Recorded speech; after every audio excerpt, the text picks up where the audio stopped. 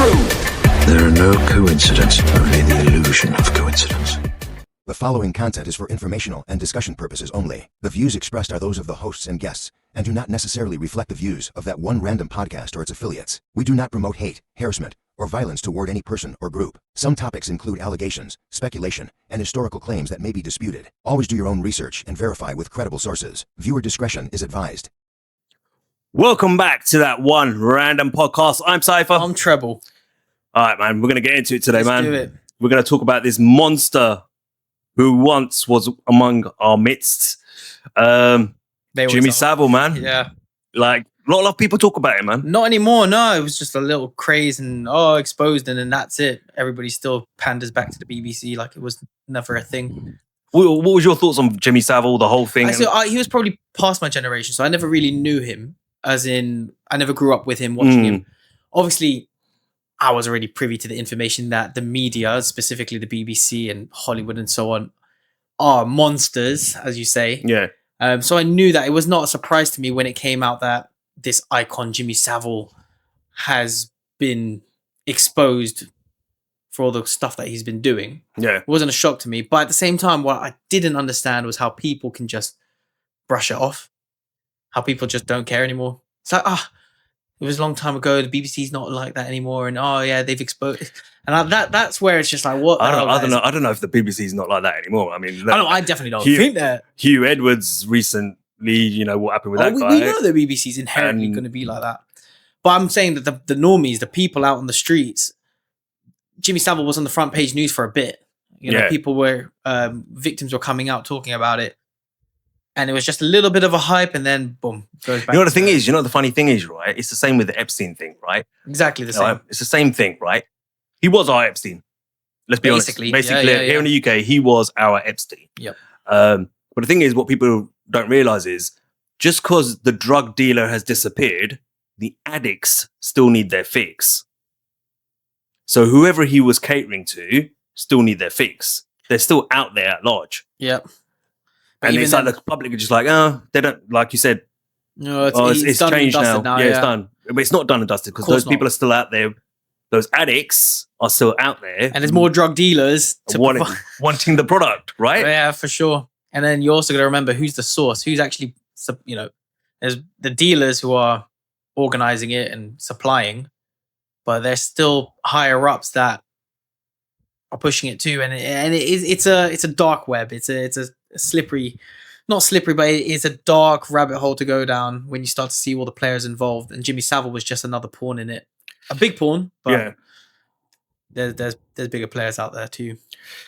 We'll get into that. There's another episode I want to do on this, on the back of this, but I kind of want to play a video I took from a documentary, and this documentary I still got to watch properly and break it down and clip it and stuff like that. So this will probably be the follow up on this, but I took this from the beginning part of that documentary.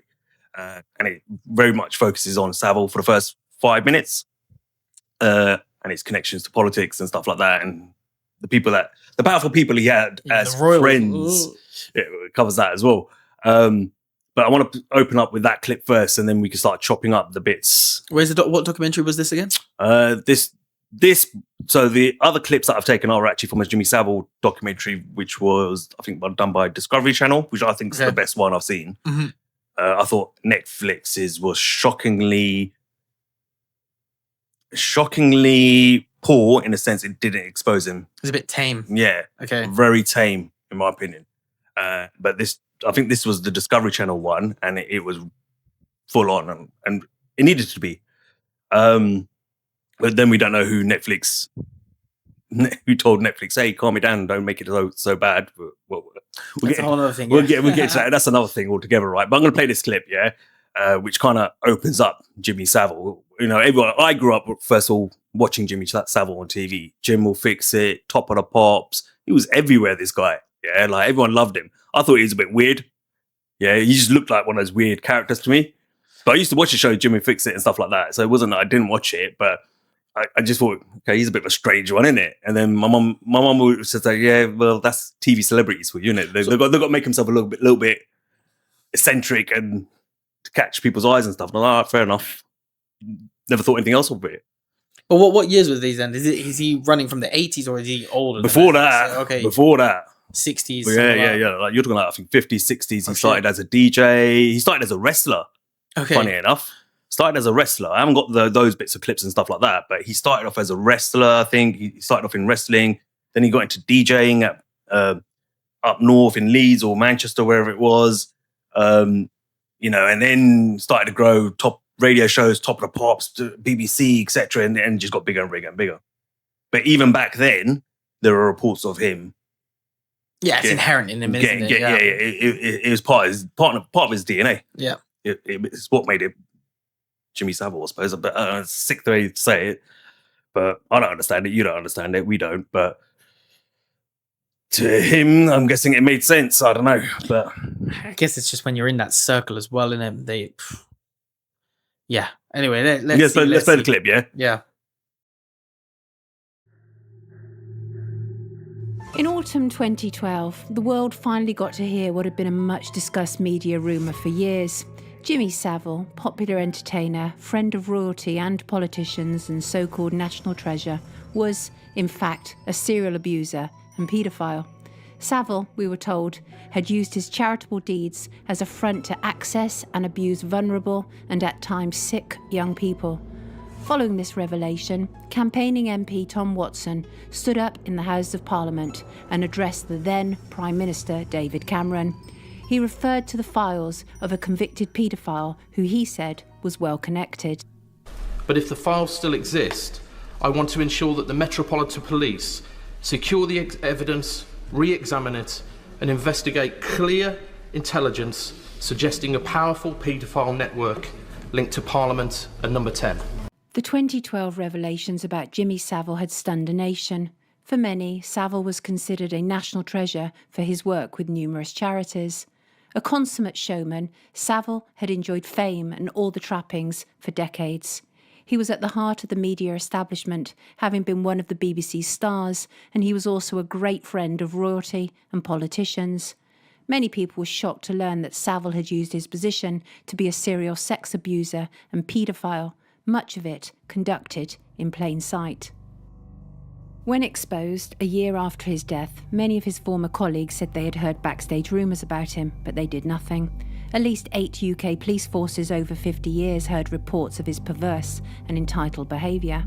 A report later concluded that Savile had at least 450 victims, no small number, and yet somehow the man now described as Britain's most prolific paedophile seemed to fly under the radar of public exposure and criminal prosecution.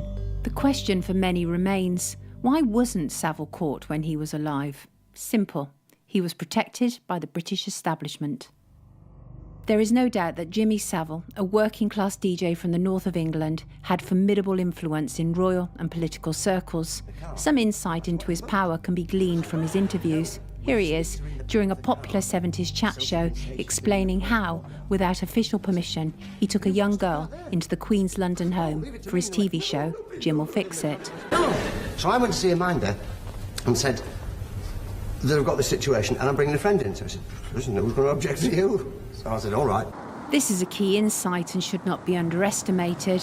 Even though Savile was a notorious name-dropper, it also reveals that his power was such that even the Queen's security would not stop him doing what he wanted in her house. That tells us something about Savile's influence in royal circles and beyond. I've seen nothing to suggest that the people in Savile's social circle, including royalty and politicians, didn't know something about his inappropriate sexual behaviour and the endless rumours surrounding it. Certainly, it's the job of the secret services to check out everyone around royalty and politicians in the interest of national safety and security. There is every reason to believe that the royal family, including Queen Elizabeth and Prince Charles, knew about Jimmy Savile, and still he was their friend. Here he is in the same interview. He is now describing taking the girl into Buckingham Palace. Listen to his familiarity with Prince Philip. And we walked up the steps and into the room where the reception was, in a room called the Bow Room. And fantastic, look. Prince Philip was a marvellous geezer, happened to be just standing inside the door, parroting to somebody. So I went. prearranged signal, no doubt. Yeah? Well, no, there's not a lot of people go psst inside the parrot. So he slung the butchers, right, like this. See me, and I do the nod for the killer. So he doesn't know where this young lady's appeared from, with a long coat on and bumpy shoes, but he has given the beautiful smile, and she's gone... It wasn't that Saville was hiding who he was, but his charitable sheen and celebrity status, coupled with his establishment influence, made him untouchable. But was that also because if, as he once wrote, if he went down, so would others? Or was it even, as many people insist, Saville procured children for establishment paedophiles, and thus his secret was also theirs? And number 10. So the Saville TV expose aired in October 2012, and Tom Watson's address to David Cameron followed, as did a tsunami of accusations and a media frenzy to get the best scoops. It wasn't a strong foundation for accurate reporting, given that some of the accusations were 40-plus years old, and evidence of child abuse is hard to find in current cases, much less in the deep past. It was a fertile ground for an assortment of agendas, and not all of it designed to get to the truth. All right. Whoa. So that was Woe, right? So that was taken from a documentary called PDF Files in Politics, which was done. I don't know if it was independent. I'm guessing it was, but that was just the intro to the actual documentary. I haven't watched the rest of it just yet, but I wanted to use that bit because I felt it painted the picture and the scenario and the story of Jimmy Savile and what he did. But his power, where you were asking the question while we were watching it, which was, hold on, I didn't get it. What about the royal house or whatever he did? The fact that he was able to sneak a girl in, not even sneak her in, he just told the guy, listen, I've got a friend with me. Who's going to say no to you? Oh, in you go. He had free reign to go in and out of Buckingham Palace, the royal family's main home, as and when he wanted to. Right? So there's obviously a little bit of we don't know if the girl was underage or whatever, but the fact that he took a girl in there, he's telling us a genuine story clearly about Prince Philip, him. Crazy. But the fact is, he was able to go in, and the guy at the door would normally say, well, who are you? Or no, you can't do that. Said, well, who's going to say no to you? Visitor pass, please. Yeah. No. There was none of that. You're Jimmy Savile, you could do what you want. I just think as I said at the beginning, I think it's crazy how this information is out there, all the names, all the politicians and the royals that they're dropping, yet nobody's talking about it anymore. Nobody wants justice anymore. Nobody. And do you know what? There are I know we rag on politicians, yeah, right? Okay, we don't trust them. None of us do, right? But I've always said that there are good politicians out there, but they're lower down in the power scale. Yeah, they're just like the local civil servant. Yeah, they'll jump up and like that gentleman did. He was very much, I want to know. My constituents are asking me, and I want to know as well. Like, what are we doing about it? You know, how has it led to the 10 Downing Street, you know, etc. What is the involvement of British politics in this? Yeah, we need an investigation. But that's as far as his power goes. And that's it. And then that's it. Yep. It's done. That's it. You're right. You said your piece. Now sit back down. Yeah, and back in your box. And he'll know that as well. Like, I can't do any more than what I've just done there. And he probably has pushed it a little bit more, but no one's hearing him. No one's hearing it. And to the general public, it's done and dusted now, isn't it? Because they swept it under the rug. Yeah, and that's what I mean. It had its moment in the media, and that's it done, isn't it? Really crazy work. But there is the next clip I kind of want to play, and it's basically called "What Was the Friday Morning Club?" So basically, he used to have this club, a Friday morning club, right, breakfast club, and wherever he was living, his apartment or whatever, he would invite like the top chiefs, top level police officers, and I think councilmen, and I don't know what happened at these meetings, of course, because no one was privy to them. But there was conversation. Yeah, like dodgy. I mean, you're acting like you're Don Corleone, man. Like, you know what I mean? You're the Godfather, and yeah, meeting every Friday morning, lads, at my place. So. And we've already done an episode where the police detective exposed how senior ranked officers are involved in some really, I don't know, man. This is such a weird topic to be talking out loud. But it's I guess weird though. Remember we did the, was it the, in the, episode 35 where we talked about migration. Mm-hmm. And then you were saying, like, how do we sort it out? And I said, we got to sort out the police force first. How do you do that if it's so corrupt? Yeah. Right? But at the same time, what else I said was that we were talking about the higher echelon of the police force. And yes, they are involved, clearly, because we had a Scotland Yard detective who was forced into retirement, like you said, who was trying to expose it and got forced into retirement and got kicked out. But then I remember I told you that story of the girl who went running to the police officer for help, and the police officer says, well, if you don't do what I want you to do, then I'm going to send you back to the grooming gang. And he said that, and he said, you know what I want, and unzipped his fly kind of thing, and crazy. Like, it's crazy, mate. The people that we trust are the ones who, yeah. Oh, how much more exposure idolize are the ones that are monsters. Well, we've said this before. The police don't work for us anyway. We know yeah, that. We know that. Yeah, it's all an act. Yeah, there's probably some police officers who aren't involved at all and don't even know this sort of thing and actually think they're out there doing a job, you know, looking after the public.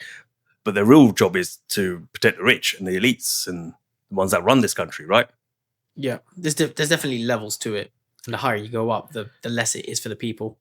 But anyway, let's watch this clip, yeah? Yeah. I moved to Leeds in 1974 to become a reporter on Look North, which is the old BBC regional television station. We often found that we had Saville on our show whether we liked it or not, but we were quite often told by those on high at the BBC in London that he was a very important person, that he was one of their big stars of one of their biggest light entertainment shows, and we had to do what we were told. We heard a lot of stories about Jimmy's Friday morning club, which seemed quite an interesting gathering that Jimmy had put together over the years, from his school friends through to prominent local businessmen and local doctors, and certainly quite a number of policemen were encouraged to go round to his flat overlooking Roundhay Park on a Friday morning, where they drank industrial strength tea out of large mugs and ate very, very cheap, nasty cakes, whilst apparently kicking around the latest news and current affairs and community relations in Leeds. It was all part of Jimmy's huge sphere of influence, that he had cronies and chummies in all the right places, and we were pretty sure that he may well have asked a few favours of some of those people who went to his Friday morning club. Jimmy Savile's relationship with the police was pretty curious, and it seemed to go on for an awful long time, and if the police ever suspected something about some of the abuse and activities he got up to, they certainly either covered it up or they were blissfully unaware of it. Either way, they seemed to give him an ideal cloak of protection almost throughout his life. Okay, so I kind of didn't say this at the beginning. We're not trying to expose anything about Jimmy Savile here. We're just trying to open up a conversation about him, first of all. I'm just using these clips to kind of paint the picture of who he was. But that indicates to me how much influence and power he really had. I mean, every Friday morning to have your local councilmen, doctors, and these would have been top earners as well, like people who they part of a higher society, right? Mm-hmm. Police officers asking them favors. He's saying, he would have asked for favors and stuff like that from the police officers. I say the police officers were probably in on it with him. Probably, yeah. I mean, it's not unreasonable to say that. It's crazy to think that someone had that much power and influence, you know. But I suppose when you're the drug dealer, I mean, and you're able to supply the product that people want, you hold the cards, they're going to protect you, you have the product, so. But you also, it's like Epstein, innit? You got the evidence as well, innit? It wouldn't surprise me if you had a few videos stashed away somewhere. If someone, everybody, if someone didn't do what he asked them to do, you're gonna get exposed, right? Yeah, no, for sure. They've all got dirt on each other to an extent. I mean, what do you think about that? Like, how, about him having all that power and all that? Yeah, it's crazy. As I said, I don't find it so what's the word? Like I expect it because I've seen historically other people in these senior figures like the Epsteins. This is not something new. Yeah. What I find so crazy though is how all this information is out there. We've got two official documentaries, interviews, And people with people saying this is Savile, his connection, the people, the level of connection that he's got, and the dirty deeds that he's doing. It's all there. He's even kind of admitted it himself on record. Yeah. Yet no justice is really being done about it. And for sure, while he was alive, nothing was being done about it. Then when he's dead, it was exposed and victims came out, and then it was just brushed under the rug. And then these companies, like you said, like Rolf Harris and all these other Gary Glitter, everybody else is starting getting done and just brush it under the rug. We even spoke about who was the ITV presenter, Hugh Edwards. But no, there was the other one who groomed that boy. Oh, Philip Schofield. This is just like, it happens. We all know about it. Nobody cares anymore. And that's where it's crazy. The thing is, though, people like, even with Philip Schofield, people were protecting him. Like, don't hurt his you're harassing and bullying him. And, like, he groomed a kid from when he was 15. What is there to, like, which part of that do you not understand? And that's for me where I get mind boggled. It's like, look, I know that the elites, especially high profile people like Savile, who have all this power, that doesn't shock me so much. I kind of know that that's how the world is running. But we know that, yeah. We know that. So a Treble speaking knows that. So that's not the shock. The shock to me, though, is how the normies, and I don't even call them normies, but the general public don't seem to care. Or at the very least, care for a day when it's on the front page of the Metro News, and then tomorrow something else is happening in space or whatever. And that revisit this point again when we're done with the clips. All right. Yeah, just remember that, yeah? Okay, so the next clip I want to play is London sex parties, right? Whistleblower. This is what I've titled it.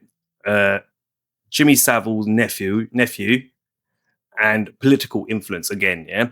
So I'm going to let the clip explain itself, but it's basically Jimmy Savile's nephew who's talking in this clip.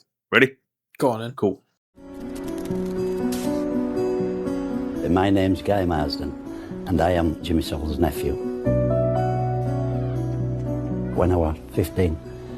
At that time, I'd become a bad one. I can't think of any other word. I wasn't bothered about authority figures or anything. One day, 4 of us decided to run away to London. Guy and his friends were approached at Euston Station by 2 men, asking if they'd like to come to a party where there'd be free food. They agreed and were picked up by a familiar face. And the person who came to have a look was Jimmy Savile. At first I was, scared. I just thought, that's it, I've had it now. He's going to ring police, he's going to tell me mum and dad, he's going to rip me himself. But it didn't. It worked out that he took us with him. And this is when all parties started. Guy Marsden says the parties were attended by wealthy, middle-aged men, and his uncle Jimmy had a specific role. Well, I know what his role was. Jimmy Savile's role was acquiring children for these top people. Jimmy Savile would then come in with children. I'd say the average age was between 6 and 9. There was one little girl, absolutely beautiful little girl. When they'd been in these bedrooms, they just come back skipping and dancing. So, I mean, how can you think that something bad's happened? He must have put word out that no happens, at least to me. So he did actually look after me that way. I told the police, I said, do you realise what's happening? They just weren't interested. Just 100% cowardice, isn't it? Cowardice on their part, because I told them and they didn't do out about it. My heart breaks when I think about it nowadays, but I try not to think about it actually, because it just breaks my heart. Kills me.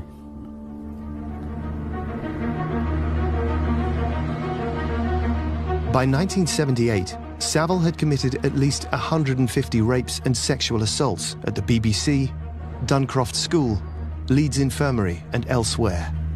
But no one was investigating him. But one person who dared to speak out was Johnny Rotten of the Sex Pistols, icons of the punk era, who said this in a BBC Radio 1 interview in 1978. Jimmy Savile, I think he's a hypocrite. I bet he's into all kinds of seediness that we all know about but are not allowed to talk about. I know some rumours. I bet none of this will be allowed out. 37 years later, Johnny Rotten, now known as John Lydon, spoke frankly when questioned by Piers Morgan on ITV. So you had heard the kind of thing that we now know about him, or stuff like that? Yeah. I think most kids did too. Most kids wanted to go to the top of the pops, but we all knew what that cigar muncher was up to. But I'm very, very bitter that the likes of Savile and the rest of them were allowed to continue. Did you ever try and do anything about Savile? I did my bit. I said what I had to. Did they air that? No. It just got suppressed. Yeah. For legal reasons. Yeah. And did you meet? I found myself being banned from BBC Radio there for quite a while for my contentious behaviour. Because of that? They wouldn't state this directly. There'd be other excuses. I mean, it's shocking. Oh, yeah. He got away with it for another 30-odd years. Well, not only him, a whole bunch of them. And these are the purveyors of good taste, huh? How did Savile get away with it for another 30 years, committing hundreds more sex crimes? One reason was growing political power, as seen in this remarkable BBC Jim'll Fix It programme.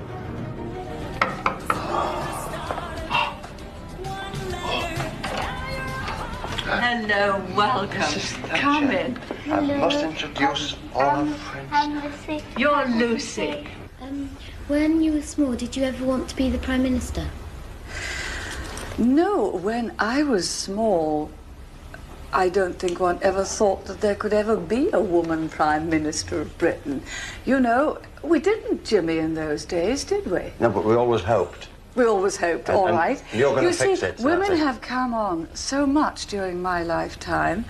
I still haven't quite made it to number 10 Downing Street, but I just hope that I'll do one for. Savile openly endorsed Mrs. Thatcher. That's fine. Yeah. Don't I get one? Well, actually... I thought you were going to fix my getting into number 10. I've already done so. But I was going to see you privately about that, because I wouldn't want too many people to realise how I'd done it.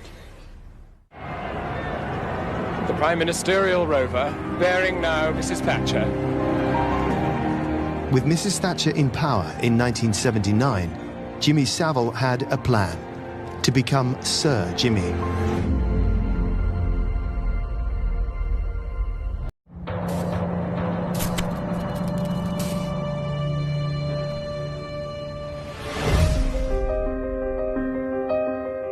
First, he gave Mrs. Thatcher £10,000, raised by his own fun runs, to donate to a charity of her choice. He was wooing her, and it was working, Savile's biographer later wrote. The destination was now clear, a knighthood. You don't need me to tell you that the long drive before a long meeting is a bit of a strain. So why not do what I do? Take the train. As his political influence and marketing power grew, Savile felt he could do whatever he liked, whenever and wherever.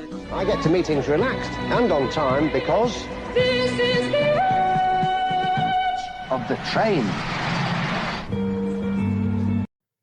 So that's just another example of his power, influence.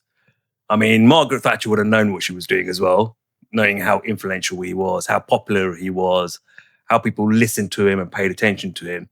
If she got him on his side, you're a shoo-in, yeah. You're a shoo-in for 10 Downing Street, right? You're a shoo-in for the next Prime Minister, which she clearly was. Yeah. I mean, for him then to give her 10 grand to donate to a charity of her choosing. Welcoming gift. Like, just crazy, man. Like, what he, like, I mean, do you think she knew? Of course. Well, I don't know. Probably, though. She must have heard the rumours, because, come on, rumours go around, like, if they're going around like wildfire like that, I mean, we heard Johnny Rotten just speaking, Yeah, he knew it. He knew it, everyone knew it. So she must have caught wind of it and chose to ignore it. You don't become prime minister without knowing what you're going to get into. Yeah, like... It's still a selection process, not a... As much as it is a democracy. Yeah. They know who's going to be the next prime minister. And you have to kind of be willing to be involved in that. That's mad though, isn't it? And she obviously said yes. Shocker. But look, like it's not. See, that's what I mean. It's not like mad shocking, but it's just shocking in the sense that I'm shocked at the way he got away with it. I'm shocked at the way he got away that's with what it is for me. Yeah, it is the shock for me is that how the guy just got away with everything. Like he was untouchable. He was Mr. Untouchable, and the rumors were like going around like wildfire. So we can't even sit and say that Margaret Thatcher didn't know. She must have heard something. Even if she didn't know for sure whether he was or not doing the stuff he was doing, she would have heard. Bro, if there's a rumor that he does that he's doing that. Yeah. You wanna, and then he's bringing kids to your door in a TV show episode, and are you not worried like where these kids going to go after they leave my office? She clearly didn't. She didn't. You can't just sit there and tell me she didn't have an inkling of what was going on. She knew. They all do. All right, next clip, right? 90s allegation. What happened? Yeah, so he got, I think a couple of people came forward in the 90s while he was still alive and obviously reported some allegations about him. And I believe he got interviewed in this clip. But, so he's already been doing this for he's been doing it for long years now. Yeah, he's been doing it for donkey years. Gosh. Yeah, there's some horrifying stuff that I didn't clip. I might have clipped it actually, but there was some like real, like this guy was a monster. Don't get it twisted. Like no. All these people who look at him, go, "Oh, it's Jimmy," and shut the fuck up. Like this guy was an animal. He was a monster. Not even an animal. He was a monster. That's insult to animals.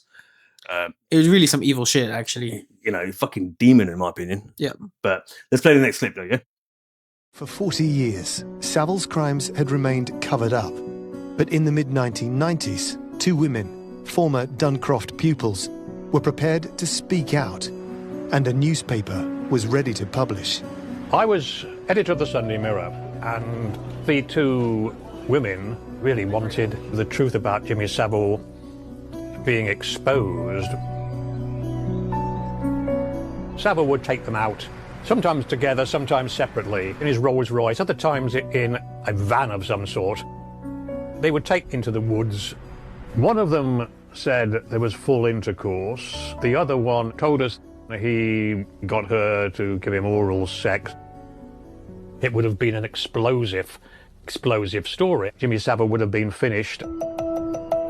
But then the women became nervous. They were intimidated by Savile, who'd warned them that they would ever believe them and he'd make trouble for them if they ever talked about it. One of them said, "Who's going to believe us, a couple of ex-approved schoolgirls, when Jimmy Savile is a friend of Princess Diana and Prince Charles, a friend of Margaret Thatcher, and had even been knighted," which was the thing that outraged her most of all. That sickened her. She kept cuttings from the year 1990, and she would stick pins in Savile's eyes on the photograph. She lost her nerve. And the other one also lost her nerve. I did alert a higher-ranking police officer in the top 4 or 5 roles at Scotland Yard. And the feedback I got was that girls from troubled backgrounds like this making accusations against celebrities were in a no-win situation. So basically they didn't want to know. In 2009, Surrey police detectives did interview Sir Jimmy Savile, now aged 82, about separate allegations by girls from Duncroft. But he would only agree to meet at his office in Stoke Mandeville Hospital. What I've got here is really the only substantial police interview with James Wilson Savile, as it calls him here, in his entire life. And this was in 2009. All those years and all the things that he'd done that emerged later, he'd only ever really undergone one serious police interview. They put the point about the rumours, sexual relations with children, and Savile dismisses these allegations, saying, I've had 5 people make allegations that I did something because I take them to court. I sue them. They've made allegations, and not one of them wanted to finish up in court with me, so they all settled out of court. Saville sort of tries to explain away allegations against him by basically saying, people are just out to cause trouble, to blackmail me. And he says, that's why I've got this group of friends. So back referring to his old Friday morning club in Leeds, including quite a few senior policemen, and they deal with any problems. I give them my weirdo letters, pretty much telling these coppers from Surrey that he's got very influential police friends in Yorkshire, and these Surrey boys really ought to mind their own business. That's the Saville I remember, the arrogant, intimidating Saville, the litigious Saville, who, if you ever got anywhere close to him, threatened legal action or threatened his friends on high, would come down on you like a ton of bricks. That's Jimmy Savile I remember. Again, another example, power, influence he held. But if you don't know about the Duncroft, if you watch the documentary, the full documentary, the Duncroft Institute was like a girls' home for girls like orphans or whatever, girls that have had problems, etc., stuff like that. And he would go there frequently to do his business with these young girls. There was another example. I think he was at a seaside town or something like that. There was a parade going on, and there was 2 girls he was talking to, and they were, Jimmy Savile and all that. Young girls, probably about 10, 11, something like that. Invited him into his caravan. She referenced the caravan. As soon as he got into the caravan, the girl said he just turned into something else and pushed my friend down and got me on my knees and said, Jesus. And then he blamed her when he couldn't get it up, apparently, or something. Crazy. But this was the man who was just hiding among everyone, like in plain sight. Wasn't even Predator. Hiding. He was fuck. No, but I mean, his true self was hiding, wasn't it? In plain sight. Like, there's this monster in plain sight. Like, you can't see what he is because you're so caught up in the glitz and glamour of what he presents to you. This guy also was a Catholic. And the reason why he did a lot of his charitable works and his runs wasn't because he was trying to be charitable. It's because he was a Catholic. He knew what he was doing was wrong. So by doing the charity work, he was hoping God would forgive him. Is that actually what he said, or? No, but apparently someone else gave that information that that's why he was big on the charity work. Because he thought by doing that, God will forgive him. That's crazy. For the sins and the evils that he's done. How crazy is that? Yeah, that is crazy. It's mad, isn't it? It doesn't even make sense. Is that like God stop giving you a pass, mate? Shut up. It doesn't work like that. It doesn't work like that at all. But I thought the charity was just a money laundering thing, but no. Apparently, he used to do all those runs, but I think it got him around, and obviously he was able to do his stuff and then run off to somewhere else, right? Once he's done, and who's going to believe the girl he's done whatever into in whatever town? But also, there was an element of where he was Catholic, and I saw I don't know if this was the same documentary, but there was a documentary when it all happened, and I watched it, and one of the people said like he was raised a Catholic, his mum was a Catholic, so he was very religious in that sense, but also knew what he was doing was wrong. But by doing the charity work, he thought God would forgive him for the things that he's done wrong. Yeah. Like confession, right? So yeah. But anyway, we've got another clip. Cool. Next clip, Jimmy defends Gary Glitter. Okay, who's Gary Glitter? So Gary Glitter, God, Jay, you got to remember, Treble's younger than me, a lot younger than me. Yeah. I'm 43. I've just turned 43. Treble's what, 27? 26. 99. 26, right? So he doesn't know a lot about these guys. So Gary Glitter is another PDF file, celebrity. BBC? Or? Artist, singer. Okay. All right, if you ever heard a song, Come On, that was Gary Glitter, yeah? Was he in a band or just? No, he was the lead. He was the main actor, didn't he? Like, he had a band, but Gary Glitter was the star, right? And it was regularly on the top pops, would have been on the BBC and stuff like that. Good pals with Jimmy here. And what he's going to talk about here in this clip, I think this clip is about when Gary Glitter got caught. And the reason he got caught he got caught with inappropriate material on his laptop. So he took his laptop into PC Worlds or Curry's or wherever it was. And actually, they have to go through your laptop, what the problem is. But if they find anything like that, where there's child pornography, they have to report it, right? Of course. So they reported him. And he's going to talk about it now. And watch how he reacts to it, like it was nothing. All he did was to set his computer into PC World to repair it. And they went into the hard drive, saw all these dodgy pictures, and told the police. And the police said, oh, we've got a famous person. Oh my goodness, yeah, well, I got him.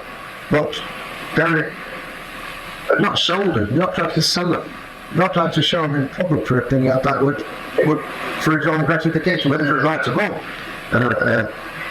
Easily, of course, it's up to another person, but they didn't do anything, but they are then demonised. And of course, in the first extra couple was going to get the film wrong for all, come on, taking care of it. They just sat at home watching these dodgy films.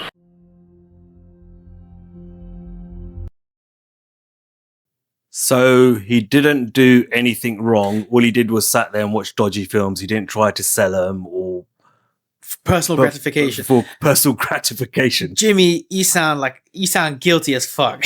Right. You sound like what do you mean it's up to him whether it's right or wrong what he does? Man, if you're like, are you serious? No, you can't say that. You can't say that. Like, there's no justification. The thing with Gary Glitter got worse, right? It got worse for Glitter. See, I don't even know if he's still up.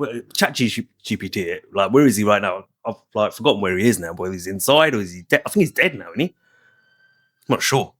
But the one thing about Gary Glitter, he actually ended up moving to Thailand. I think it was. So you know where it's illegal for you to sleep with someone. I think the age of consent is 13 or 14. Yeah, we did an episode on this where we were talking about. But then I think he got arrested again because he's a British citizen who moved there for that very purpose. Do you get what I mean? And then I think he came back. But double check that. In February 2023, he was released from prison after serving half of the 16-year sentence, which is standard in some UK cases for determinate sentences. He was released on a license. Less than 6 weeks after release, he breached his license conditions. And he was they recalled him to prison. A breach came in part from evidence he had accessed material related to the dark web or was trying to explore encrypted / non-standard internet search tools. Guys, dodgy, bro. You just spent 8 years in prison and then you come out and you get caught doing it again. These guys are monsters, man. Damn. So he's still alive then? So he's still alive and kicking it, but he's back in now, yeah? Yeah, technically. And that's how it's been for Glitter. He comes out, he goes in. As of April 2025, so this year, Glitter has been declared bankrupt for failing to pay that ordered sum of over £500,000 to his victim. He will remain in prison unless a future review determines it is safe to release him under license. The current formal sentence is due to expire in February 2031. That just says it all, man. Like this sort of like 81 years old. And how you guys, if you're listening to this, how you as an individual out there right now, still not enraged by this is beyond me, man. How you ignore it and don't even talk about it, and wish it away, kind of thing. I get it. I get it. It's not nice to talk about these things, yeah, and they're gruesome and they're horrible.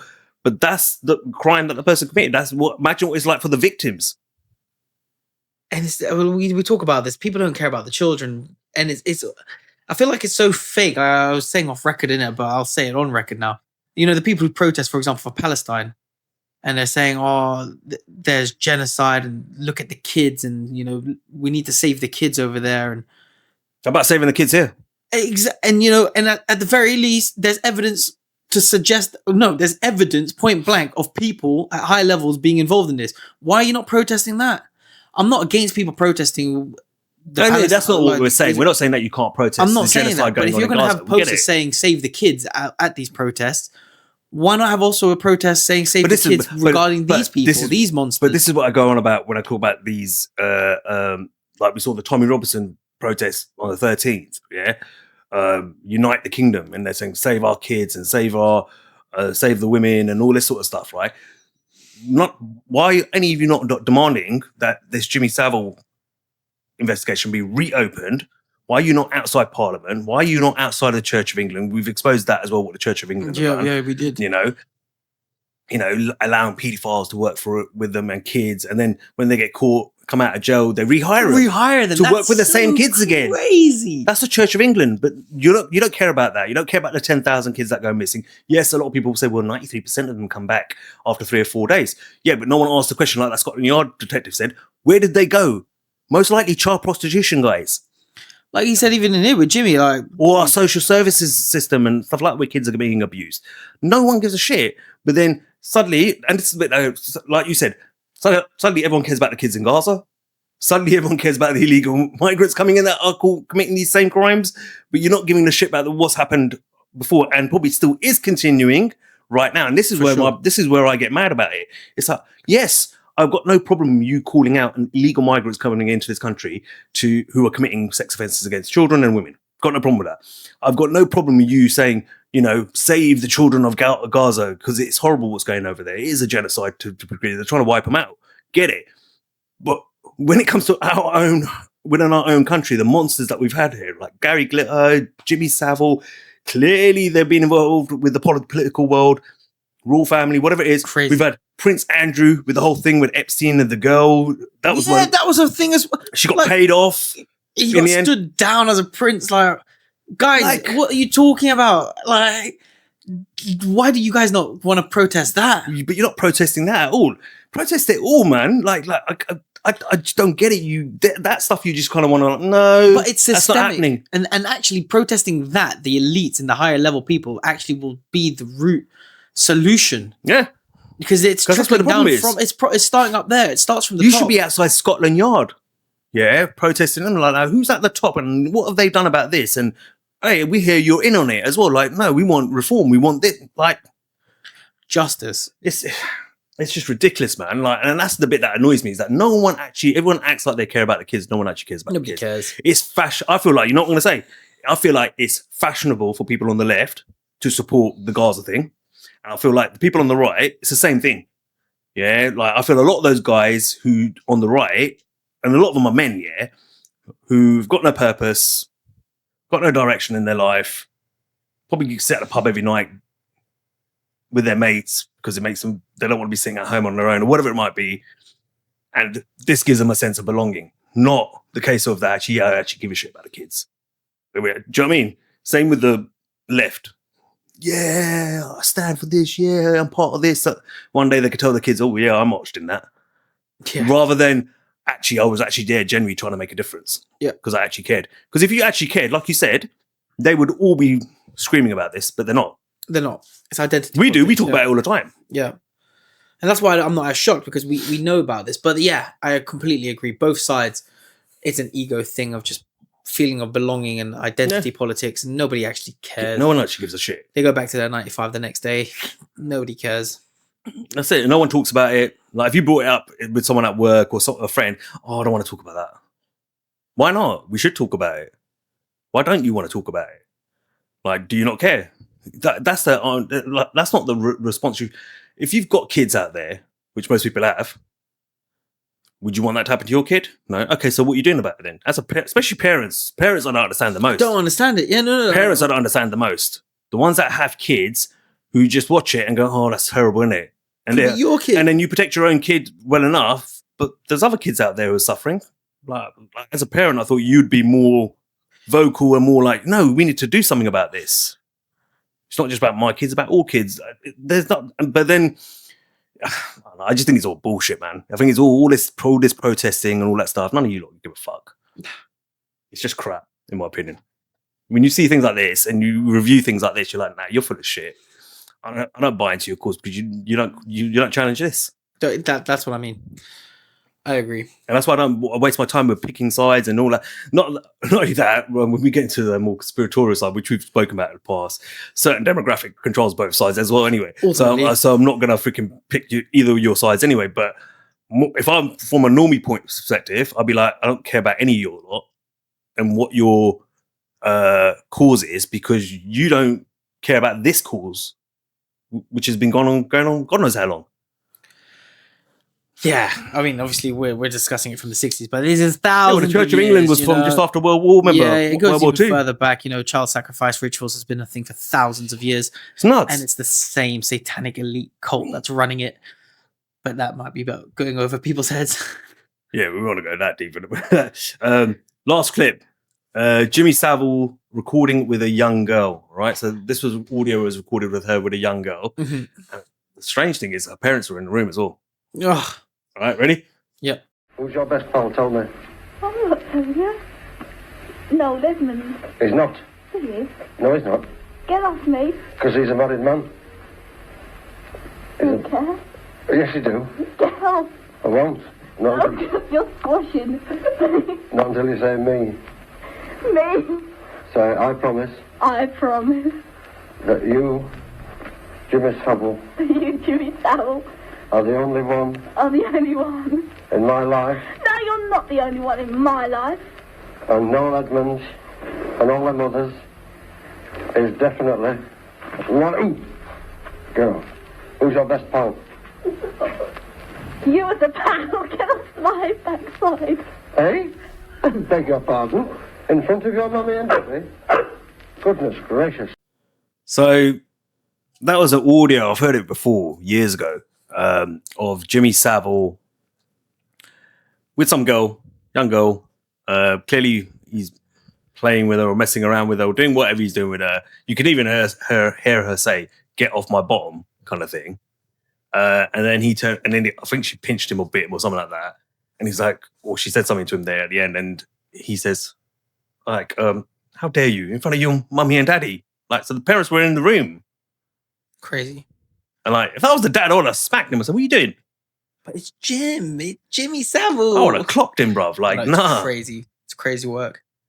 Like, see what I mean? And that's the kind of thing he was getting away with, and people were letting him off with, even parents and stuff like that.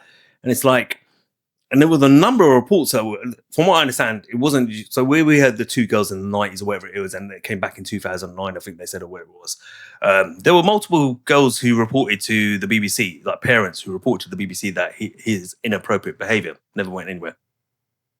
Never went anywhere. Because even the BBC eventually said, well, what happened back then? We weren't there. And, but, we're sorry for what happened and for those victims and all that sort of stuff, blah, blah, blah. Too late now, mate. Like, it's just shocking, isn't it? That's what I mean. They just brushed it off. They're like, yeah, it's old news now. So can we just keep moving on? Yeah. Crazy. But like I said at the beginning, man, the drug addicts, the drug dealer might be gone, but the addicts are still there. So they're going to someone else now to get that fix. We're going to play one more clip, which is one that you just shared with me. Yeah. You want to explain it a little bit? Yeah, obviously Jimmy's now in his older age and he's done an interview with Louis Theroux. And so brazenly that he just he explicitly admits what he is, a monster. And literally a very short clip, but take his word as it is. Yeah, right, let's play the clip. This whole isn't he a paedophile line, basically. Yes. Oh, aye. How do they know whether I am or not? How does anybody know whether I am? Nobody knows whether I am or not. I know I am. Jimmy, are you a paedophile? Yes. Now, a lot of people are going to start saying, oh, well, he's just being sarcastic or whatever it is. No, you got to understand, like, there's even other clips, like, where he was interviewed on Newsnight or some BBC news chat or BBC show, and the person questioning him you could tell was trying to expose him and saying that I hear you like young lady. You've been quoted saying that, talking about young ladies and young girls, and yeah, I like a young girl, but he was eating a banana, looking at and making people laugh, and people just weren't taking it seriously. But you could tell what the presenter was trying to do, and this was a BBC presenter. Was like, I'm going to expose you tonight, but he was just too shrewd. He knew how to work the crowd. I saw another one where he was saying like, I'm feared at the girls' schools. Yeah. What do you mean you're feared at the girls' schools? Like, that's a very, very suspect thing to say. So, yeah. But here, obviously, in this video, you can see he's already old now. He doesn't care. He's a bit more cynic. But he says it straight up. How do people know if I'm a pedophile? I know I am. Yeah. Quote, unquote. And then at the end, Louis Theroux straight up asks him, so are you? And he says, yes.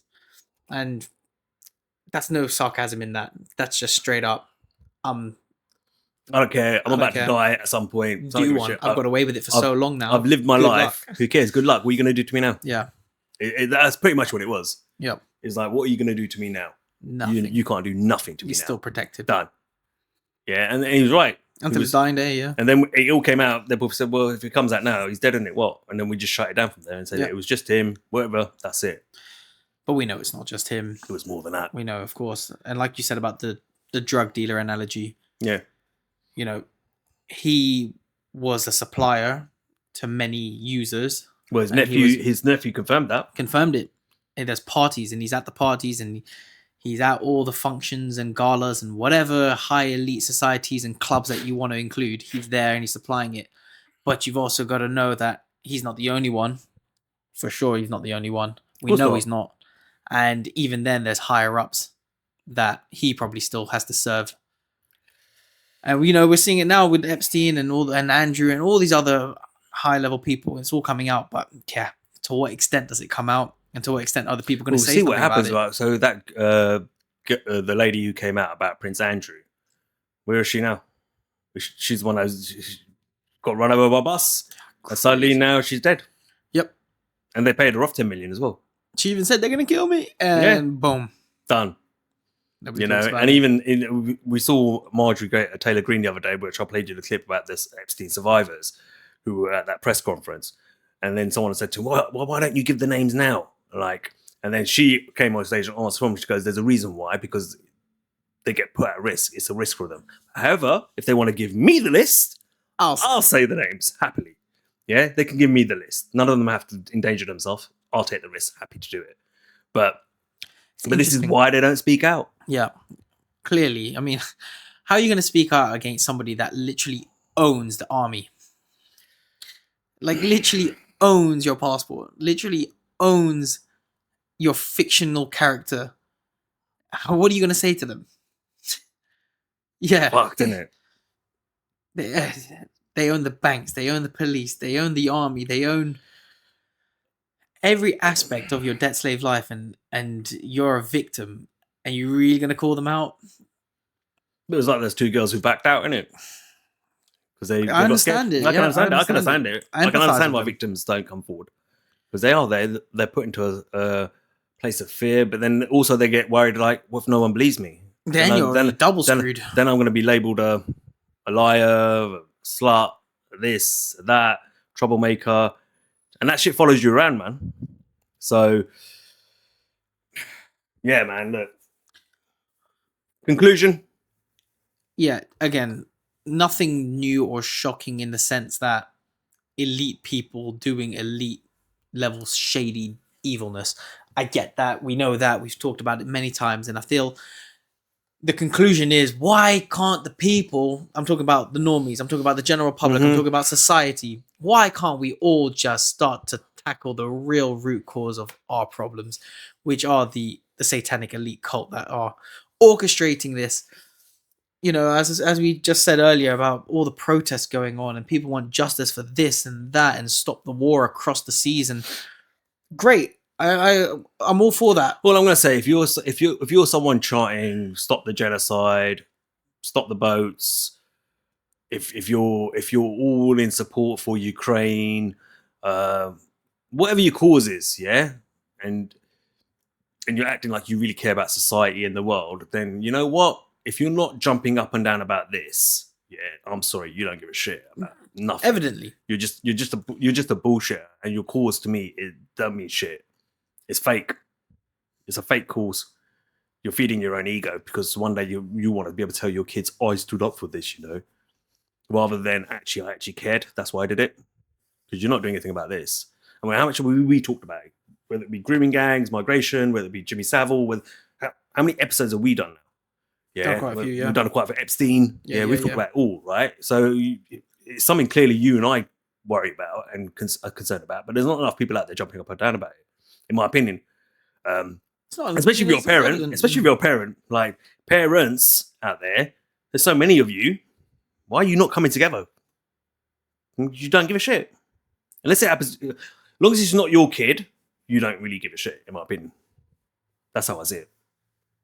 And that might be a bit harsh what I'm saying, but what's the word? actions speak louder than words, right?